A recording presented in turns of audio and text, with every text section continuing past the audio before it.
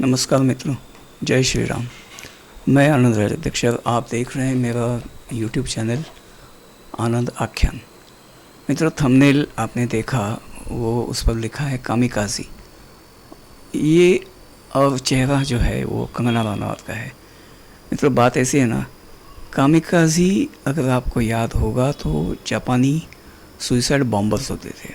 ये एक प्लेन होता था जिसको कहते थे ज़ीरो। ये प्लेन एयरक्राफ्ट कैरियर से उड़ाया जाता था और ये प्लेन शत्रु की बोट्स वगैरह देखकर, मतलब वही महासागर में जहाँ वो एयरक्राफ्ट कैरियर होती थी, तो उससे दूर शत्रु की बोट्स देखकर उस पर जाकर गिरते थे। उनके सामने पायलट के आगे बम होता था। अब ऐसा ही किसी को पायलट नहीं बनाया जाता था, उसको उड़ान की अच्छी टेक्निक सिखाई जाती थी और उसमें एक छोटी सी मशीन गन वगैरह भी हुआ करती थी। अगर बीच रास्ते में उसको किसी ने अटकाव किया, उसका रास्ता किसी ने रोका, तो लड़ने के लिए भी उसके पास सामग्री थी। लेकिन उसका उद्देश्य ये था कि जाकर जो टारगेट है उस पर सही जगह पर सीधा गिरना। पायलट मर जाता था उसमें, तो ये बहुत प्रिसाइजली काम करना पड़ता था, मर जाने की गारंटी थी। ये ऐसे लोग जो कामिकाज़ी पायलट्स हुआ करते थे, बहुत हिम्मतवान लोग होते थे। ट्रेनिंग भरपूर सारी होती थी ट्रेनिंग में, लेकिन वो प्लेन लेके गिरना नहीं होता था, प्लेन उड़ाना होता था। लेकिन जब मिशन पे जाते थे तो ये प्लेन गिराना होता था, मतलब पूरी जानकारी होती थी कि कहाँ करना है। उनको कामिकाज़ी कहा जाता था, आत्मघाती होते थे। लेकिन आत्मघाती मतलब उसका ये नहीं कि आत्महत्या नहीं होती थी, ये आत्म बलिदानी पायलट्स होते थे।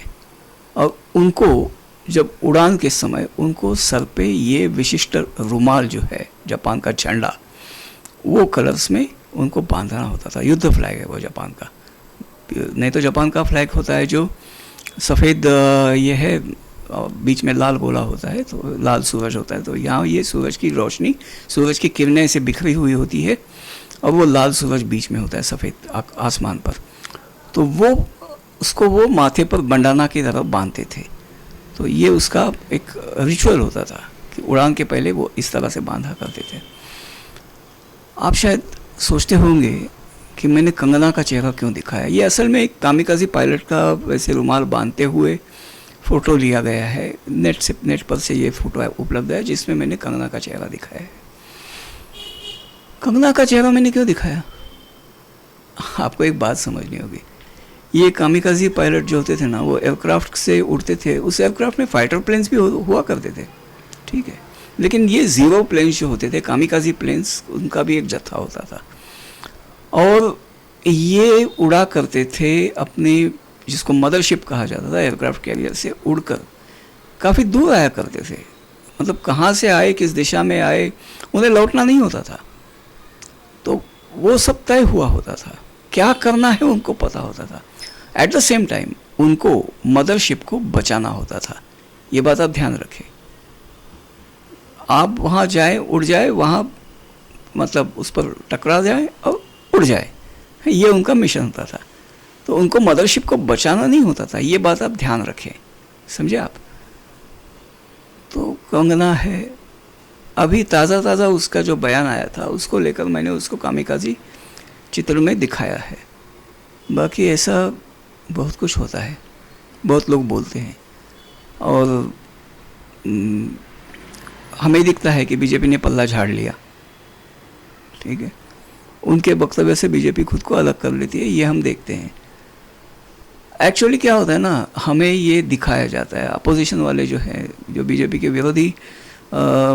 विरोधियों के जो मीडिया वाले वगैरह है, बीजेपी के विरोधी खुद नहीं बताते। मीडिया में उनके डाले हुए लोग या सोशल मीडिया में उनके हैंडल्स जो है वो आपको आकर दिखाते कि देखो बीजेपी अपने कार्यकर्ताओं को बचा नहीं रही है, समझे आप।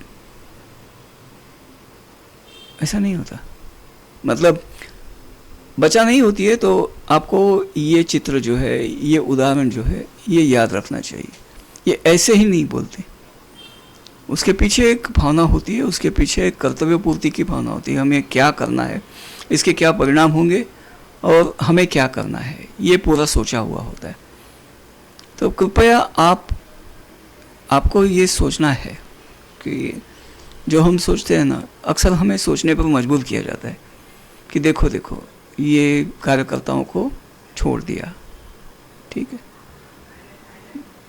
ऐसा ही सही, लेकिन उसके पीछे भी ये, आपने कभी उस कार्यकर्ताओं को पूछा है कभी, ये कार्यकर्ता आपके पास रोने को आया है क्या कभी कि बीजेपी ने हमें छोड़ दिया? नुपुर शर्मा आई आपके पास रोने, कंगना आई आपके पास रोने, और भी लोग हैं, कौन आया आपके पास रोने कि भाई हमने छोड़ दिया? रोने को वो आए हैं जो वो कभी कार्यकर्ता थे ही नहीं, जो खुद को बीजेपी का सिंपथाइजर बताते हैं या कभी बीजेपी के सिंपथाइजर थे और उनको मर्जी के मुताबिक उनको पद वगैरह या उनकी आकांक्षाएं पूरी नहीं हुई, ऐसे लोग हैं, नाम लेने की कोई आवश्यकता नहीं है।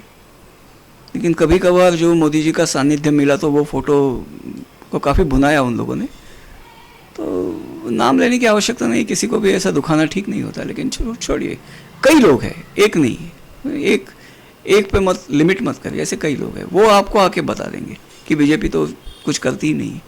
जो कार्यकर्ता खुद बोलते हैं, ऐसे वक्तव्य देते हैं या जो भी शिकार होते हैं वगैरह वगैरह जो भी है, वो कभी आए नहीं आपके पास, ये बात याद रखिएगा। और देखिए, हम बीजेपी के लिए लड़ नहीं रहे, मैं बीजेपी के लिए लड़ नहीं रहा हूँ, मैं लड़ रहा हूँ आने वाली पीढ़ियों के लिए, मेरी आने वाली पीढ़ियों के लिए।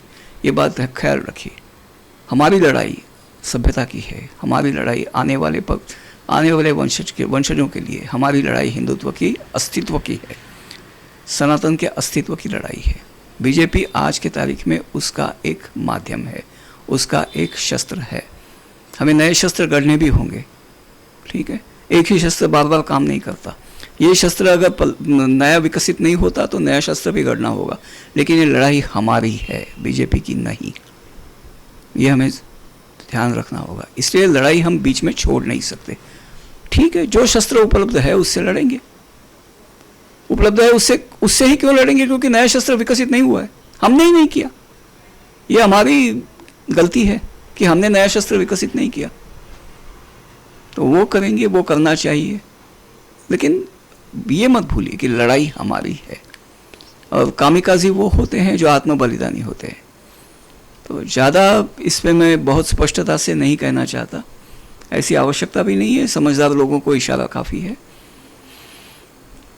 इतनी बात याद रखो कि जिन लोगों के प्रति आपके मन में एक सहानुभूति की भावना आ जाती है, ठीक है, आने तो गलत नहीं है, लेकिन ये भावना प्रज्वलित करने वाले वो लोग नहीं हैं, ये भावना को हवा देने वाले वो लोग खुद नहीं होते। इस भावना को हवा देने वाले कौन है? जो बीजेपी को अल्टीमेटली जो बीजेपी को गालियां देते हैं कि देखो देखो कार्यकर्ता के साथ बीजेपी ऐसा कर रही है। एक्चुअली आपके पास फिलहाल बीजेपी ही है, ऑप्शन हमने विकसित नहीं किया, करना चाहिए था, नहीं किया। एक जो बीच में हुआ था वो फेकम, छोड़िए बात उसकी, अभी उसका क्या कहें, जाने दीजिए, लोग भटक जाते हैं, क्या ही कहें। तो फिलहाल बस यही ख्याल रखिए, इसमें बीजेपी का साथ इसलिए देना है क्योंकि इस लड़ाई में हमारे विरुद्ध कोई नहीं है, तो बीजेपी हमारे विरुद्ध नहीं है, दैट्स इट। मैं ये नहीं कह रहा हूँ कि बीजेपी हमारे साथ है, नहीं, हम बीजेपी के साथ है, बीजेपी हमारे साथ है ऐसा नहीं कह रहा हूँ मैं, ये भी ध्यान रखिए। फिलहाल हम बीजेपी के साथ है क्योंकि बीजेपी के माध्यम से ही हम बच रहे हैं इस इलेक्शन में। विकल्प होना चाहिए, मैं भी मानता हूँ कि विकल्प होना चाहिए। हमने खड़ा किया नहीं, 10 साल हमको मिले थे, हम कह रहे बीजेपी के 10 साल कम नहीं होते, ये एक उंगली बाहर है ना, 4 उंगलियां अंदर है, 10 साल कम नहीं होते, 10 साल कम नहीं थे, कि हमने क्या किया, एक दूसरे को गाली दी, एक दूसरे की टांग खींची।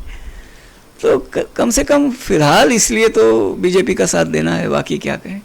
लड़ाइयाँ हैं, अभी बहुत सारी बड़ी बड़ी लड़ाइयाँ आ रही है जो हमें लड़नी ही होंगी, तो ठीक है, तब तक के लिए जब तक कह सकते हैं जय श्री राम।